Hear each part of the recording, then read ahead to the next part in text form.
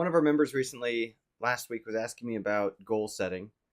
And I know it can be a kind of a delicate subject in part because there are people who dismiss it as childish or unnecessary, although frankly, all those people basically have someone else setting their goals for them and just don't see what that process looks like.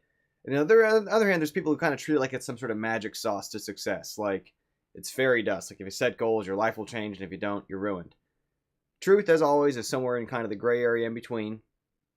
But I also like to take a very grounded approach and acknowledge here's what works, but also B, speak specifically to here's why it works, the mechanics of it, the reality of it. And I think for me, one of the biggest realizations about goals was how often the goal itself is kind of not the point. It's not about expecting the actual thing to come out exactly as you planned it, and that's not the success criteria. That quite often, one of the best examples I can use for this is in our club projects, the hundreds of club projects from the 3 different clubs, 65 from the current club or whatever. They always set out with a clear vision and a deadline. And the game that comes out is not necessarily exactly the same game that was pitched. It's changed and morphed in various ways based on people's skills, the realities of time availability, the availability of what seems to be working and what isn't when they're working on it. But the goal isn't to produce the thing we thought at the outset we should aim for. The goal is to produce something worth having produced. And so, meanwhile, the function of the goal was not to say, we're predicting the future, here's exactly how it's going to be and how it should be. The purpose of that goal is to drive and focus our motion in a productive direction from which we fully expect. We're going to pivot and adapt, make the best of the situation, lean into what's working, navigate around realistic challenges that come up. But it's a direction to focus all that effort and energy. Because without something like that on a usable timeline for yourself, then what winds up happening is, and a lot of people experience this, especially with all the different resources, opportunities, things struggling and vying for our attention today, we're getting pulled in 100 different directions in a way that never builds up, in a way that never produces any sort of outcome we can point to, in a way that doesn't leave us any significant place of advantage better than we started. Because we're moving just as much that direction as that direction, that direction as that direction. And another place this comes up is in talking to people about part of when we're working on foundations, general skill foundations in Gamketo Club or any kind of training that I do.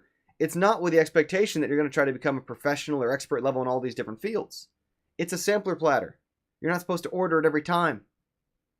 It's a way to size up what you want to double down on. So that rather than having just never realized that you actually have an affinity for the types of struggles that come with doing art or doing sound or doing code or level design or some other task, project management. It's so that you've tried those things on, so you got a sense for what you enjoy doing, which things you least mind the struggles of. I'm real big on almost every decision always has pros and cons, right? It's not about which one has no downsides, it's about which downsides you're comfortable with, which downsides you embrace, which ones you accept, enjoy, feel like you're learning from. But you still got to focus, and that's where those goals come in handy. Where on the project scale, the goal might take the shape of, okay, here's what we're trying to build. I can kind of get this vision across to the team. We get on the same boat, go in the same direction. Again, with the expectation, we're going to wind up somewhere different than what we're initially aiming for. But without that clear goal, that timeline, that initial vision, none of that other worthwhile stuff would have happened. But there's also where individually, as we navigate our way through things, and like I mentioned here before, in Gamketo Club, people shift between projects, in part because some people's goal isn't about the game they make, it's about the certain particular skills they've decided to narrow down on. They want to work on 3D modeling and animation. They want to work on level design. They want to work on in-game writing. Whatever the pieces they want to work on. Maybe AI programming, menu code, something. Whatever the pieces they want to work on, they might set some sort of goal. Like I want to try to, get 10 animated characters in different club games next half a year. By the end of 2019, I want to have worked on UI in 3 different genres. And again, what's nice about these is not so much that we expect it to play out exactly the way we predicted, but that it helps us filter out and better focus out of all the different opportunities that any given week come up. Help us really conveniently and efficiently shave away, this doesn't fit my goal, this doesn't fit my goal, that one does, let's explore that. This one does, let's explore that. And it might wind up more or fewer, it might wind up taking a different shape, it might wind up working for a different reason than we had anticipated. But the focusing function is really the value of that goal.